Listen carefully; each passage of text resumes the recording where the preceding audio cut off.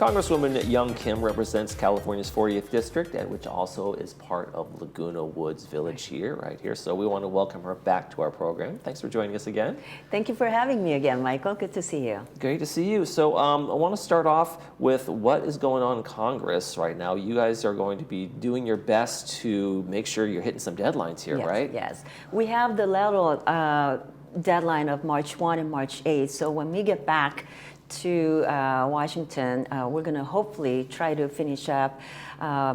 So if we don't get those done in 3 days before the first deadline, it is unlikely that we'll get everything done. So chances of getting another short-term continuing resolution is a possibility. Yeah. How frustrating, and both sides of the aisle, I think, are very frustrated by that. How frustrated are you personally that you can't seem to get a bipartisan kind of coalition government going forward with these bills and these budgets? You know, I mean, I am frustrated, as many viewers and Americans are watching what's going on in Washington, D.C., because we are in a very divided government. But despite that, I want people to know that there are some of us working really hard to get things done. And so that's what I'm here to talk about, because I am working on behalf of my constituents. Right, and since you've been in Congress, you've got 15 bills signed into law, you've passed 30 other ones, so I mean, you do get stuff done. Yes, and let's talk a little bit about what you have on their table right now in terms of senior on the table healthcare. right now is obviously I am very focused on protecting and strengthening Social Security and Medicare, protect the rights of our seniors to get the right health care. There is a legislation that I'm currently working on in a bipartisan way. I introduced the bill, the Medicare Economic Security Social Solutions Act. Many seniors are unaware that if they do not sign up for Medicare, especially Part B that pays for their doctor's visits and any other medication that they need, by the time they turn 65, there is a late enrollment fee and penalty.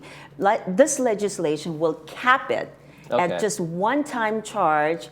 Because right now, the way it is, if you are late in enrolling, you're going to be paying 10% more than the current premium calls for forever until you're enrolled in Medicare. That is unfair. So why do we have the late enrollment fees? Why aren't seniors just automatically enrolled in that? Is there a reason behind that?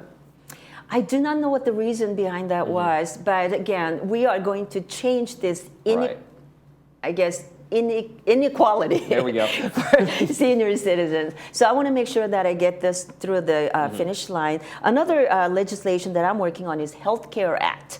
We want to make sure there is accessibility for senior citizens. You know, just because you don't speak the language and English is not your first language, you shouldn't be discriminated from getting the quality access to care that you deserve. So what this healthcare bill will do is create a universal language symbol. So if you go to a doctor's office and you don't speak your, let's say, Korean, Vietnamese, or Chinese, you should see a universal language sign that says you can ask for someone that speaks on your behalf for that language. Okay, that's terrific, because there's not only a barrier in terms of access and those kinds of things, but then when you're actually there and you have a language barrier, that is a huge problem for folks, right? Exactly. And another thing is the SPEAK Act. We're going to develop recommendation and best practices on addressing those barriers in healthcare information, especially in technology area, since seniors are not very computer savvy, tech savvy. So now when we're doing a lot of healthcare services through telehealth services, we want them to be aware of how they can utilize these new technology. Right, because so many seniors are maybe housebound. They aren't able to drive to an appointment anymore. So telehealth is really, with the technology we have today, one of those real things that kind of breaks down those barriers to access. It was a game changer, especially during COVID, when we were all locked down at home. Right, and I think people, you know, I've also seen, you might not know about this, but I've also seen efforts to keep people out of the hospital, like they're in there for one day for something minor, have just home visits and home care. Hospitals actually visiting someone's home, like the old house call days, instead of having somebody to be admitted just to get maybe an infection treated or something mild, right? And so I I think that accessibility, especially for seniors, is an important thing to work on. So all of these bills that I mentioned is geared towards making sure that our seniors have the access to care they deserve in the languages that they speak. Yes, yes, very important. Yeah. You also want to talk a little bit about reckless spending, what you see as like, kind of throwing money at some of the challenges and causing a lot of inflation. What are your concerns there? What do you hope, especially on the Republican side? I know they want to have offsets and those kinds of things, but what are you looking at for that? Well, what we're trying to do is, last year I worked on a legislation called the Inflation Prevention Act. With the $34 trillion national debt we have, and it's rising, guess what? The number 2 line item on our national budget is the interest on our national debt. On the debt. So we have to get this under control. So my legislation, actually, I worked this with Congressman Mike Garcia. Any legislation, Congress should not be passing it if it adds more to the inflation until we get year-over-year inflation rate below 4.5%.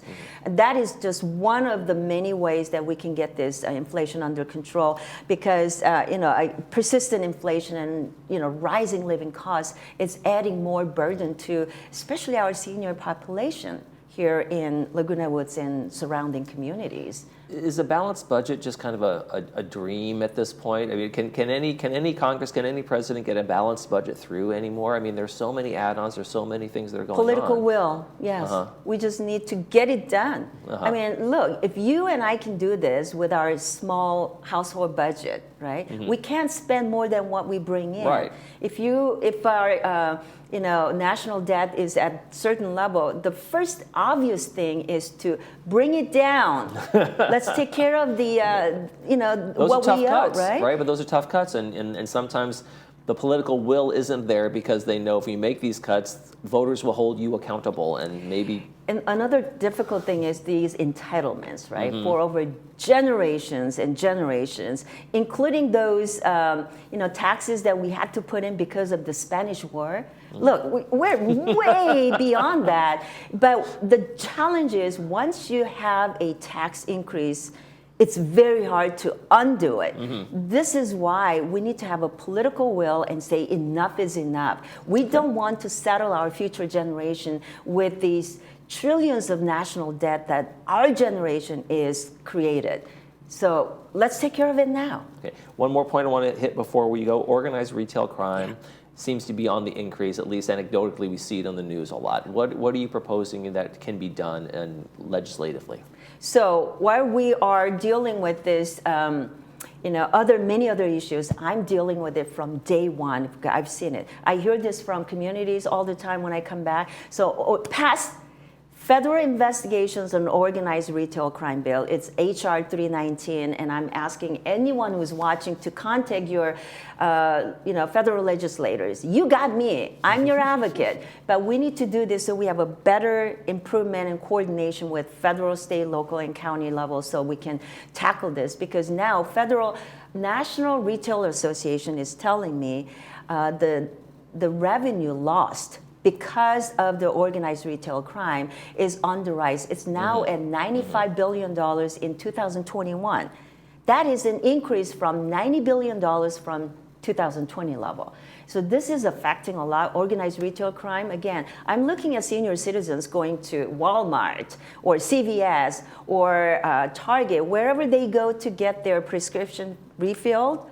Look, the retailers are worried about their organized retail crime, but I'm worried about the safety of the people frequenting those stores. You see those videos, the mobs come in and then everything gets got a lot of chaos. So if we can do anything to prevent that, that would be a great thing. So Congresswoman Young Kim, 40th District, you have 2 offices. People can come by and visit you. They can email you. They can call the number.